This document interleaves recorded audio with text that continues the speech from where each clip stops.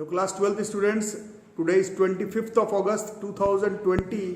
Class 12th maths में आज हम लोग शुरू करेंगे इंट्रोडक्शन ऑफ कंटिन्यूटी।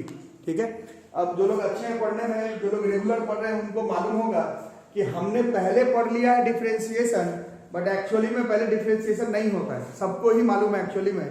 पहले आप अपना सिर्फ सिलेबस के हिसाब से देखें और सिलेबस छोड़ करके ऐसा कॉमन सेंस के भी हिसाब से देखेंगे तो पहले डिफरेंशिएशन नहीं है, पहले कंटिन्यूटी एंड डिफरेंशिएबिलिटी है। बट चलो हमने पहले डिफरेंशिएशन कर लिया, सो कोई दिक्कत नहीं है, आप लोग ने कर लिया डिफरेंशिएशन। बट आज से आप लोग डिफरेंशिएशन को थोड़ा भूल ही जाइए, है ना। डिफरेंशिएशन का जो 12-13 लेक्चर 10-12 मेथड है उसको थोड़ा भूल जाओ और फ्रेश दिमाग से आज से पढ़ो कंटिन्यूटी एंड डिफरेंशिएबिलिटी।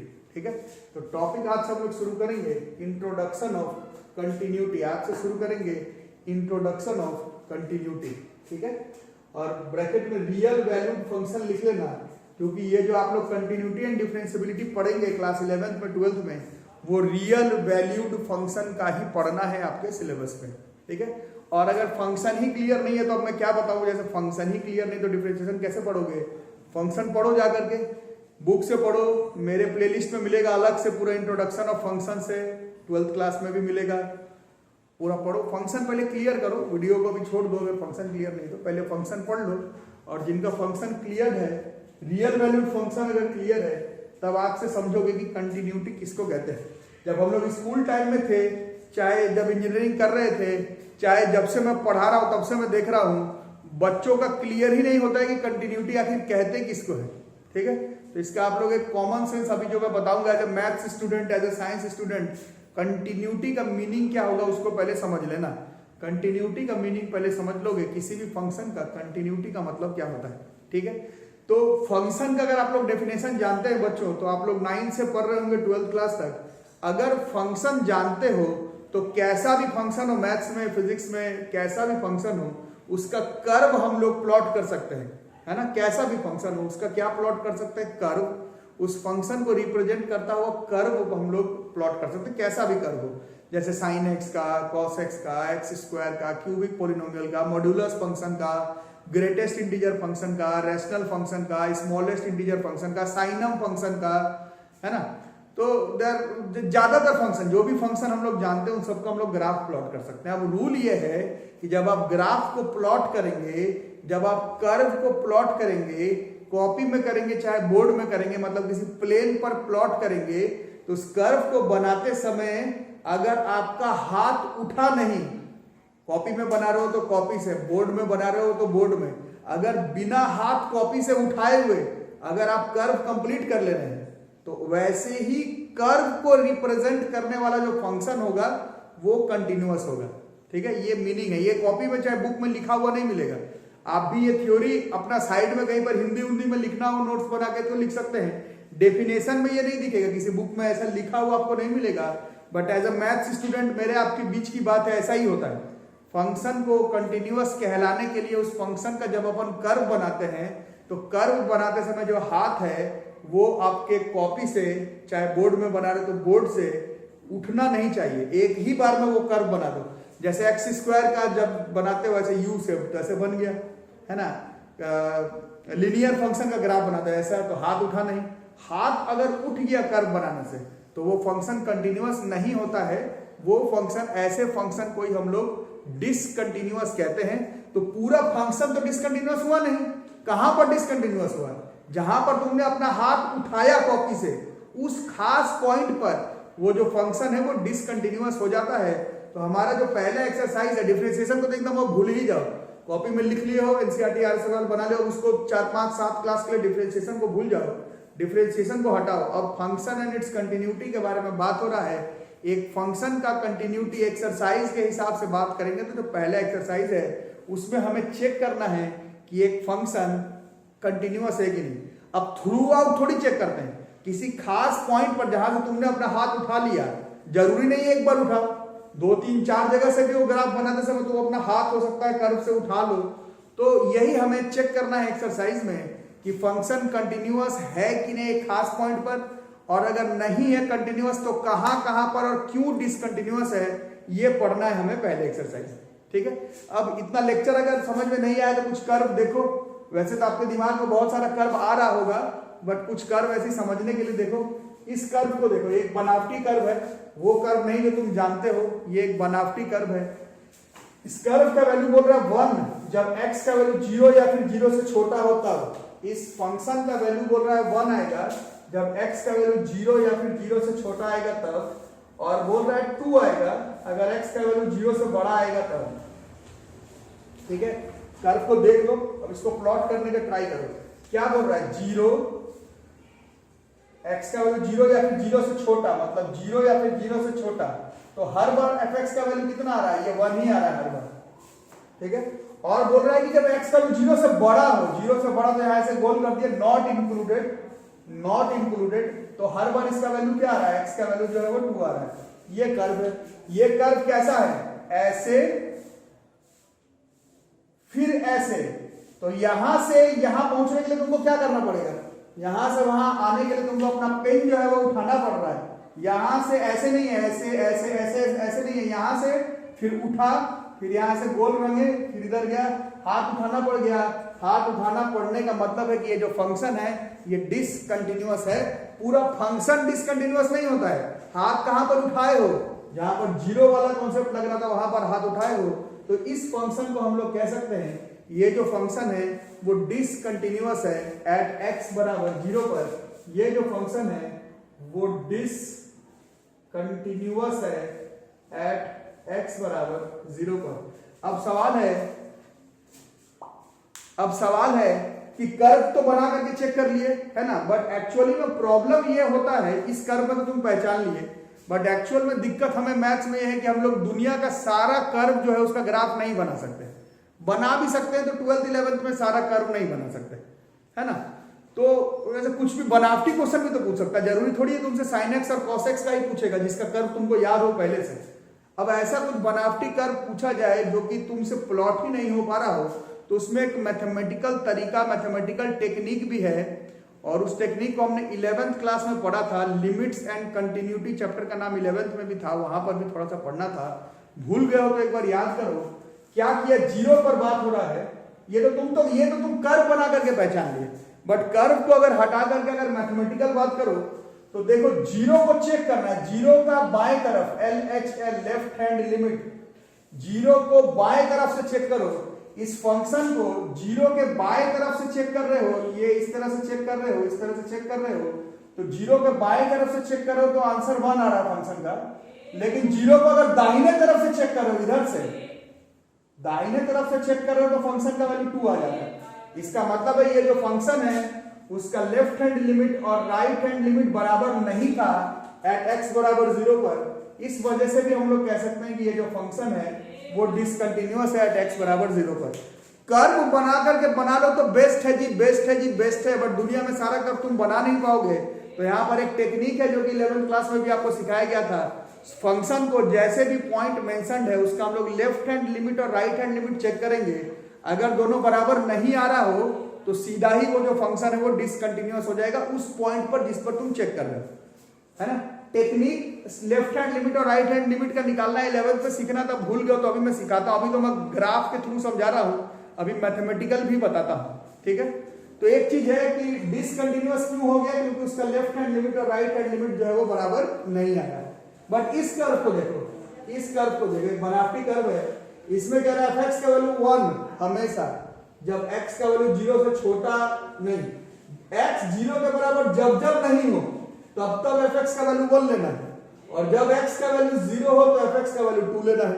ठीक है, तो x का वैल्यू 0 के बराबर नहीं हो, x का वैल्यू 0 के बराबर नहीं हो, तो 0 के बराबर नहीं हो मतलब x का वैल्यू 0 से छोटा हो तभी भी इसका वैल्यू 1, x का वैल्यू 0 से बड़ा हो तो भी इसका वैल्यू 1। तो इसका जब देखें इसका लेफ्ट हैंड लिमिट जब 0 के लेफ्ट से चेक करो तो भी इसका आंसर 1 आ रहा है, 0 के राइट से चेक कर रहे हो तो भी इसका वैल्यू 1 आ रहा है, बट इसमें 0 पर इसका वैल्यू 2 है। मतलब इसका कर्व कैसे बनाओगे, यहां से यहां ऐसे आया, फिर यहां नहीं आया, फिर ऐसे आया, फिर तुमको अपना हाथ उठाना पड़ेगा और यहां पर ले जाकर प्लॉट करना पड़ेगा। इसका मतलब है ये फंक्शन भी जो है वो डिसकंटिन्यूअस है। इस बार क्यों डिसकंटिन्यूअस हुआ, इस बार अगर आप लोग ध्यान से देख रहे थे तो इस बार इसका LHL RHL बराबर है। लेफ्ट हैंड लिमिट से भी चेक कर रहे थे तो आंसर 1 आ रहा था, राइट हैंड लिमिट से भी चेक कर रहे थे तो 1 आ रहा था, बट जिसमें पुट किए उसी पर आंसर 1 नहीं आया, उस पे आंसर 2 आ गया, तो ये भी होना चाहिए। इसमें LHL RHL तो बराबर हुआ, बट जिस पॉइंट पर fx को चेक करना था वो खुद ही बराबर नहीं आया, तो ये भी बराबर होना चाहिए। ऐसा नहीं कि सिर्फ लेफ्ट हैंड लिमिट और राइट हैंड लिमिट बराबर होने पर फंक्शन कंटिन्यूअस हो जाएगा, ऐसा नहीं है। एक फंक्शन को, एक रियल वैल्यूड फंक्शन को अपने डोमेन के किसी खास पॉइंट पर कंटिन्यूअस होने के लिए दो चीज करना पड़ेगा। पहला तो उसका राइट हैंड लिमिट और लेफ्ट हैंड लिमिट बराबर करना पड़ेगा, और सिर्फ राइट हैंड लिमिट और लेफ्ट हैंड लिमिट बराबर करने पर काम नहीं चलेगा। वो जो है x का वैल्यू a पुट कर देंगे तो फंक्शन ऑफ a के भी बराबर आना चाहिए। अगर ऐसा हुआ, प्लस अगर आपको वो कर्व बनाना आ रहा है, कर्व बनाते समय अगर आपका हाथ उठ नहीं रहा है, तो सब मिलाकर के जो फंक्शन है वो कंटिन्यूअस हो जाएगा। तो इसका थ्योरी लिखोगे, कंटिन्यूटी एट अ पॉइंट, पूरा फंक्शन को कंटिन्यूअस चेक नहीं करते, किसी पॉइंट इन इट्स डोमेन पर चेक करते हैं। A real function fx is said to be continuous, a real function fx is said to be continuous at a point a of its domain if क्या क्या होना चाहिए, उसका limit exist करना चाहिए। लिमिट एग्जिस्ट करने का मतलब उसका राइट हैंड लिमिट और लेफ्ट हैंड लिमिट बराबर होना चाहिए, लेकिन सिर्फ उसी के बराबर बात नहीं चलेगा, उसका वैल्यू जो है वो फंक्शन ऑफ a के बराबर होना भी चाहिए। जैसे इस क्वेश्चन में ये जो कर्व बनाया, इसमें लेफ्ट हैंड लिमिट और राइट हैंड लिमिट बराबर तो था, बट 0 पुट करने पर फंक्शन ही 1 के बराबर नहीं आ रहा था, वो 2 के बराबर आ जा रहा था। तो ये भी बराबर होना चाहिए, तभी जाकर के एक फंक्शन को हम लोग अब पॉइंट एट इट्स डोमेन में कंटिन्यूअस कहते हैं। अदरवाइज जिस पॉइंट पर आपका हाथ उठ गया, जिस पॉइंट पर LHL RHL बराबर नहीं आया, जिस पॉइंट पर LHL RHL हो सकता है बराबर हो, बट वो खुद फंक्शन ऑफ a के बराबर नहीं आया, उन पॉइंट्स पर हम लोग फंक्शन को डिसकंटिन्यूअस कहते हैं। एक फंक्शन को एक खास पॉइंट इन इट्स डोमेन पर, एक से ज्यादा पॉइंट पर भी हो सकता है, डिसकंटिन्यूअस होने के लिए ऐसा हो सकता है कि LHL RHL बराबर नहीं हो, ऐसा हो सकता है कि x का वैल्यू a पुट कर तो फंक्शन ऑफ a के बराबर नहीं आए, या ऐसा हो सकता है कि x का वैल्यू a पुट कर और वैल्यू नॉट डिफाइंड आ जाए, नॉट डिफाइंड भी आ जाए तो वो रियल वैल्यू फंक्शन नहीं होगा, या फिर x का वैल्यू a पुट करने पर वो निगेटिव का रूट आ जाए। 9th क्लास से आप लोग पढ़ रहे हैं निगेटिव का root is not a real number, तो ये सब अगर हुआ तो डिसकंटिन्यूअस। अदरवाइज LHL RHL और फंक्शन ऑफ a बराबर हुआ तो जो फंक्शन है वो कंटिन्यूअस कहलाएगा। पूरा फंक्शन कंटिन्यूअस नहीं, at a point in its domain पर कंटिन्यूअस कहलाएगा। ठीक है, अब कंटिन्यूअस करने का दो तरीका आपके पास, या तो सीधा कर्व खींच दो और या फिर ये वाला कंडीशन सेटिस्फाई करवाओ। अब कर्व ही खींच करके बनाना होता तो इस चैप्टर को पढ़ते ही नहीं। कर्व ही खींच करके अगर हमको दुनिया का सारा कर्व बनाना आता तो ये सब LHL RHL का झमेला ही नहीं था, बट हमें सारा कर्व तो दुनिया का बनाने आता नहीं है, तो उसको हम लोग चेक करेंगे LHL RHL बराबर कैसे करना है, नहीं करना है। कर्व देख करके तो बता ही देंगे, मैथमेटिकल टेक्निक्स अभी देखेंगे कि LHL RHL कैसे बराबर करना है। तो आपको दो तरह का क्वेश्चन पहला एक्सरसाइज में कंटिन्यूटी का पढ़ना है, चाहे तुम जेईई का बात करो, चाहे तुम स्कूल एग्जामिनेशन का बात करो।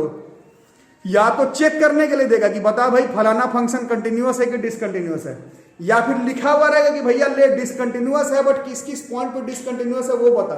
और या फिर तीसरे नंबर पर आपसे पूछा जाएगा कि लिख करके देगा कंटिन्यूअस है बट किसी वेरिएबल के साथ, तो उस वेरिएबल का वैल्यू निकालना होगा। तो सबका एक दो एग्जांपल पहले करके हम लोग चेक करते हैं। देखो बच्चों, समझने के लिए क्वेश्चन ऐसे ही, बिल्कुल आसान सा क्वेश्चन है बट समझने के लिए इसको चलते हैं लेकर के। क्वेश्चन है शो दैट fx बराबर x cube is continuous at x बराबर 2। fx बराबर x क्यूब जो है वो कंटिन्यूअस है x बराबर 2 पर। अब इस पे बात वही है, x क्यूब का कर्व अगर जिन्हें याद है, जिनको x क्यूब का कर्व बनाने आता है, जिन्हें fx बराबर x क्यूब का कर्व बनाने आता है, उन लोगों को ये बात मालूम है कि कर्व बनाते समय ही मेरा हाथ कहीं पर उठेगा ही नहीं। ये कर्व बनाते समय हाथ मेरा कहीं पर उठेगा ही नहीं, तो बिना चेक किए ही बोल सकता है। अगर आपको fx बराबर x क्यूब का कर्व बनाने आता है तो आप ऐसे डायरेक्ट ही बोल सकते हैं कि ले भाई मैं इसका LHL RHL चेक नहीं करूंगा, ये फंक्शन 2 पर क्या 3 पर 20 पर 40 पर सब जगह पर कंटिन्यूअस है। लेकिन सीखने के लिए कि अभी थोड़ी देर पहले आपको बताया गया था लेफ्ट हैंड लिमिट और राइट हैंड लिमिट बराबर करना है, कैसे करना है मैथमेटिकली, उसका टेक्निक 11th में था, एक बार देख लोगे। लेफ्ट हैंड लिमिट में क्या करना रहता है, लेफ्ट हैंड लिमिट में x के जगह पर हमें a माइनस h पुट करना पड़ता है। हर क्वेश्चन में यही टेक्निक लगाएंगे। a क्या होता है, a जिस पर चेक करना है उसी को a बोला जाता है। तो इस क्वेश्चन में जैसे a 2 था तो ये 2 माइनस h हो गया, अब क्वेश्चन में जब हम लोग लिमिट चेक करेंगे तो x का वैल्यू जैसे ही 2 होगा, 2 गया तो h का टेंड्स का वैल्यू 0 हो जाएगा। तो ये लिखने का तरीका है LHL को, x tends to 2 negative, 2 negative लिखने का मतलब 2 नेगेटिव नहीं है, 2 नेगेटिव लिखने का मतलब है LHL। जब x 2 है h 0 हो गया, x के जगह पर 2 माइनस h हो गया, fx कहता है x का क्यूब, तो 2 माइनस h का क्यूब, h का वैल्यू 0 पुट कर देंगे। लिमिट 11 में पढ़े हो तो आपको मालूम होगा कि जो लिमिट का वैल्यू होता है उसको पुट कर देते हैं। अगर डिनोमिनेटर में 0 आ जाए या फिर नेगेटिव का रूट आ जाए तब हम लोगों को लिमिट्स का रूल इस्तेमाल करना पड़ेगा। इस क्वेश्चन में नहीं हो रहा है, सीधा पुट कर देंगे तो ये 8 आ जाएगा। RHL पुट करते समय, RHL चेक करते समय क्या करते हैं, पुट x बराबर a प्लस h करते हैं। इस क्वेश्चन में x का वैल्यू 2 था, x 2 h 0, इसमें x का वैल्यू 2 पुट कर देते हैं h 0 हो जाएगा। ये लिखने का तरीका RHL, जब x 2 के तरफ टेंड, h 0 के तरफ tend, function of 2 plus h, x का क्यूब तो 2 प्लस h का क्यूब, h का वैल्यू 0 पुट कर दिए तो ये 8 आ गया। देख रहे हो इसका LHL और RHL बराबर आ रहा है। अभी क्या बताया गया था, एक फंक्शन को कंटिन्यूअस करना है एक पॉइंट पर, तो सिर्फ LHL RHL ही बराबर नहीं होना चाहिए, उस फंक्शन पर x का वैल्यू 2 पुट करके भी देख लेंगे तो भी 8 आ रहा है। तो हम लोग कह सकते हैं कि जो फंक्शन है x क्यूब ये कंटिन्यूअस है एट x बराबर 2 पर। ये जो मेथड LHL RHL का बताया गया है ये इस क्वेश्चन में ही नहीं सारे क्वेश्चन में फॉलो होगा, चाहे वो बोर्ड्स का हो, यहाँ तक कि जेई का भी जो क्वेश्चन हो, एनडीए का भी जो क्वेश्चन है उसमें भी हम लोग LHL RHL इतना स्टेप करते हुए ही निकालेंगे। जल्दी से नोट कर लो।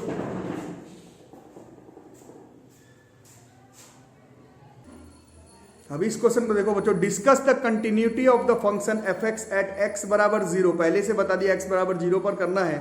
इफ fx बराबर 2x माइनस 1, x 0 से छोटा हो तब, 2x प्लस 1 जब x 0 या फिर 0 से बड़ा हो तब। तो चेक किस पे करना है भैया, 0 पर चेक करना है। क्वेश्चन में ही कह दिया 0 पर चेक करना, तो पहले LHL। अभी मेथड क्या बताया, पुट x बराबर जिस पे चेक करना है 0 minus h, when x tends to 0, 0 पर ही चेक करना है। तो x 0 तो h 0 हो गया। ये लिखने का तरीका होता है 0 की जगह h, x के जगह पर 0 माइनस h। अब 0 से लेफ्ट हैंड, 0 से लेफ्ट हैंड में ये वाला होगा, 0 से छोटा, क्वेश्चन में बोल रहा है 0 से छोटा ये वाला है, 0 से छोटा, तो सिर्फ इसको चेक करेंगे, ये वाले पे चेक होगा, ये वाले पर। तो 2 इंटू एक्स के जगह पर 0 माइनस h माइनस 1, h का वैल्यू 0 पुट कर दोगे तो 0 ही हो गया, माइनस 1, इसका LHL माइनस 1 हो रहा है। RHL चेक करते समय पुट x बराबर 0 plus h, when x tends to 0 h tends to 0। ये लिखने का तरीका है बस, RHL लिखने का तरीका है। x tends to 0 function of 0 plus h, 0 plus h, RHL 0 से बड़ा वैल्यू पर चेक करना है तो अब इसमें चेक करना है। तो 2 इंटू 0 प्लस h इस पे प्लस 1, अब h का वैल्यू 0 पुट करेंगे तो ये 1 आ जाएगा। तो हम लोग साफ साफ देख पा रहे हैं कि इस फंक्शन में LHL और RHL ही बराबर नहीं है। इस वजह से ये जो फंक्शन है बॉस, ये जो फंक्शन है बॉस, ये डिसकंटिन्यूअस है x बराबर 0 पर। वैसे तीसरा स्टेप भी चेक करना रहता है, 0 पुट करने पर क्या आएगा। यहाँ बोला है 0 पुट करने पर ये आएगा, क्वेश्चन में बोला है इज इक्वल टू का साइन है 0 पुट करने पर, तो 0 यहाँ पर हम लोग पुट करेंगे यहाँ पर, तो ये 2 इंटू 0 प्लस 1, ये 1 आ जा रहा है।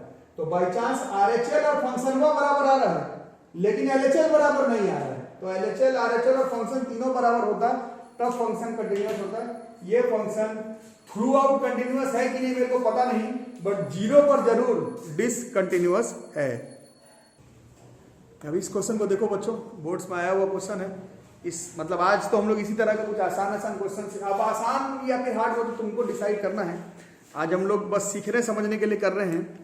क्वेश्चन है, इसमें लिख के दे रहा है कि ये फंक्शन कंटिन्यूअस है x बराबर 0 पर, तुमको k का वैल्यू निकालना है। बता रहा है कि ये फंक्शन कंटिन्यूअस है, तुमको k का वैल्यू निकालना है। बता ही दिया है फंक्शन कंटिन्यूअस है, तुमको k का वैल्यू निकालना है। कंटिन्यूअस है बता देने का क्या मतलब होता है, कंटिन्यूअस है बता देने का मतलब होता है कि इस फंक्शन का x बराबर 0 पर LHL और RHL बराबर है, और किसके बराबर है, x बराबर 0 पर वो k के बराबर है। मतलब LHL बराबर RHL बराबर एट x बराबर 0 जिसका वैल्यू k है। हमको इतने डेटा का इस्तेमाल करते हुए k निकालना, ठीक है। तो पहले LHL या RHL जो तुमको ठीक लगे, मान लो पहले एट x बराबर 0 पर RHL चेक करते हैं। कैसे होगा, मेथड बताओ, क्वेश्चन तो बनते रहते हैं। मतलब ये चेक करना, limit x tends to 0 plus fx, ये चेक करना। हम नहीं करेंगे, मेरे को ये अच्छा नहीं लग रहा। हम लोग कैसे करते हैं RHL, पुट x की जगह पर क्या पुट करेंगे, 0 पर ही चेक करना। तो 0 प्लस h, और when x tends to 0, RHL कर रहे हैं पहले, h टेंड्स टू 0, तो ये क्वेश्चन क्या बन जाएगा, limit h tends to 0 function of x के जगह पर क्या हो जाएगा, x के जगह 0 प्लस h, है ना। और क्या हो जाएगा, ये 0 नॉट इक्वल टू पर है, मतलब इसी पर LHL भी चेक करना है, इसी पर RHL भी चेक करना है।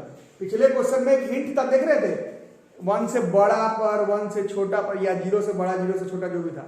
इसमें नॉट इक्वल टू है, मतलब इसी पर RHL भी चेक होगा, और x is not equal to 0, मतलब इसी फंक्शन पर ही RHL भी आपको चेक करना होगा, है ना। ये देख करके समझ में आ जाता है क्वेश्चन में क्या कह रहा है। इसमें अलग से वैल्यू नहीं है, 0 पर k है, 0 नहीं पर फलाना है, मतलब 0 नहीं पर, मतलब इसी पर LHL भी चेक करना होगा, इसी पर RHL भी चेक करना होगा, है ना।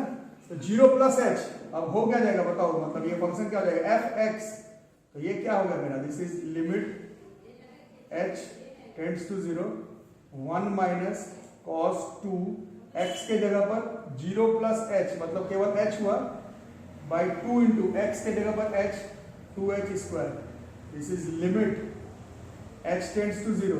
अब ये बार बार ये फॉर्मूला आ रहा है पूरे डिफरेंशिएशन में, पूरा इनवर्स ट्रिग्नोमेट्रिकल फंक्शन में बार बार बोल रहे हो फॉर्मूला याद करो। अभी भी याद नहीं किया तो याद करो, 1 minus cos 2x is 2 sin square x, ये फॉर्मूला अभी भी याद नहीं हो रहा है तो याद करो, है ना। So this is 2 sin square h by 2h square, ये कट गया, this is limit h tends to 0, this is sin h by h का होल स्क्वायर।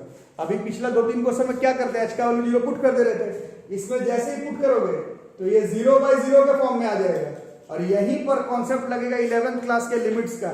मैं पहले ही बताया था 11th क्लास का लिमिट का काम पड़ता है, कब काम पड़ता है, लिमिट्स का काम क्या है, लिमिट का बस इतना ही काम है, कहीं पुट किए और वैल्यू ऐसे 0/0 वगैरह आने लगा तो वहां पर लिमिट का इस्तेमाल करते हैं। तो लिमिट का कुछ फॉर्मूला आपने देखा होगा, आपने कुछ फॉर्मूलाज याद किया होगा 11th क्लास में, तो उन सारे फॉर्मूलाज को आप लोग एक बार देख लें, अपना लिमिट्स का कॉपी से याद कर लें। मैंने ऐसे रैंडम कुछ लिख दिया है, बट उन सब का इस्तेमाल पड़ता है, इन सब का इस्तेमाल पड़ता है, इन सब का इस्तेमाल पड़ता है। ऐसा जैसे लिमिट का कोई काम नहीं है, समझ रहे हो, लिमिट का कोई काम नहीं है, बट उतना ही काम है जैसे पुट किए और पुट करने पर नहीं आया वैल्यू, जैसे पिछले क्वेश्चन में 8 आ रहा था, 2 आ रहा था, 4 आ रहा, इसमें नहीं आ रहा है, इसमें अभी भी 0/0 आ रहा है, तो हम लोग इसमें लिमिट का जो फॉर्मूलाज है उसका इस्तेमाल करेंगे, ठीक है। तो लिमिट का अगर फॉर्मूलाज को अगर हम लोग यूज करते हैं, लिमिट्स का फॉर्मूलाज को अगर हम लोग यूज कर लेते हैं, लिमिट्स का फॉर्मूला यूज कर लेते हैं, 11th में आपने पढ़ा था, इसका फॉर्मूला पढ़ा था हमने, यहाँ पर लिखा भी हुआ था, limit x tends to 0 sin x by x का वैल्यू 1, ये लिमिट्स में पढ़ना था। Limit x tends to 0 sin h by h, इसका वैल्यू 1 का स्क्वायर, दिस इज 1। तो LHL मतलब RHL इस क्वेश्चन में 1 आ रहा है, इस क्वेश्चन में RHL में 1 आ रहा है, और क्योंकि ये फंक्शन लिखा हुआ है कि कंटिन्यूअस है, कंटिन्यूअस है का क्या मतलब हुआ कि इसका RHL LHL के बराबर है, तो तुमको फिर से LHL निकालने का जरूरत नहीं है, निकालना हो तो निकाल लो, इतना ही आएगा, बट क्यों निकालोगे, बोल ही दिया है कि ये फंक्शन कंटिन्यूअस है, कंटिन्यूअस है, कंटिन्यूअस है का मतलब है कि इसके LHL RHL बराबर, तुम क्यों निकालोगे, मत निकालो, है ना। तो ये तो हमने RHL निकाला, क्वेश्चन के हिसाब से इसका LHL सेम होगा, मतलब RHL भी 1 है, LHL भी 1 है, और अब ये किसके बराबर होना चाहिए, अब ये बराबर होना चाहिए limit x tends to 0 fx के, जो कि दिया हुआ था, x टेंड्स टू 0 पर इस fx का वैल्यू k आएगा, ये दिया हुआ था, तो हमारा RHL LHL 1 आ रहा है, और x 0 पर इसका वैल्यू k आ रहा है, तो इसका मतलब यहां से हम लोग पता लगा सकते हैं कि k का वैल्यू जो है वो 1 आ जाएगा। ऐसे एक्चुअली में नियम कह रहा है कि RHL के बाद इसका LHL भी चेक करना था हमें, बट यहाँ साफ साफ लिखा हुआ है कि फंक्शन कंटिन्यूअस है एट x बराबर 0। कंटिन्यूअस का मतलब है कि इसका RHL LHL बराबर ही आएगा, तो तुमने अगर RHL निकाल लिया तो जबरदस्ती LHL निकालना नहीं है, निकालते भी हो तो बराबर आएगा। कॉन्सेप्ट ये नहीं है, कॉन्सेप्ट RHL LHL तो बराबर है, तो अब क्या, तो RHL बराबर LHL बराबर x बराबर 0 पर इसका वैल्यू k है, हमारा RHL LHL का वैल्यू 1 है, और 0 पर इसका वैल्यू k है, और ये कंटिन्यूअस दिया हुआ है, इस वजह से k का वैल्यू 1 हो जाएगा। तो इसी तरह का 3 तरह का हम लोगों को क्वेश्चंस कंटिन्यूटी में काम पड़ेगा। एक में चेक करना होगा कि भाई बता कंटिन्यूअस है कि नहीं, दूसरे में बताना पड़ेगा अगर कंटिन्यूअस के जगह पर डिसकंटिन्यूअस है तो भाई बता किस किस पॉइंट पर डिसकंटिन्यूअस है, और तीसरा ऐसा जहां पर कुछ वेरिएबल दिया पड़ेगा के P A B L M, उसका वैल्यू निकालना पड़ेगा। और जब LHL RHL चेक कर रहे होंगे तो जब H का वैल्यू पुट करेंगे तो हर बार 5 और 8 आंसर नहीं आएगा, कई बार 0/0 के फॉर्म में आंसर आ जाएगा। वहां पर आपको 11th क्लास के लिमिट्स का फॉर्मूला का काम पड़ेगा, बाकी लिमिट का और कोई काम नहीं है। इससे रिलेटेड सारा जो क्वेश्चंस है जो बोर्ड्स में और जेईई में पूछा गया है उसको हम लोग 1-2 सेक्शन में तोड़ करके अगले क्लास में करेंगे। आज का वीडियो यहीं तक रहता है। वीडियो को फटाफट लाइक करो, चैनल को सब्सक्राइब नहीं किया सब्सक्राइब करो, दोस्तों के साथ शेयर करो, और थोड़ा टाइम है आपके पास 11th में जहां से भी लिमिट पड़ा, बुक से ट्यूशन से जो भी है 11th क्लास का लिमिट से एक बार जरूर रिवाइज कर लेना, क्योंकि काम पड़ेगा। आज का वीडियो केवल यहीं तक रहता है। वीडियो को फटाफट से लाइक कर दो। Thank you.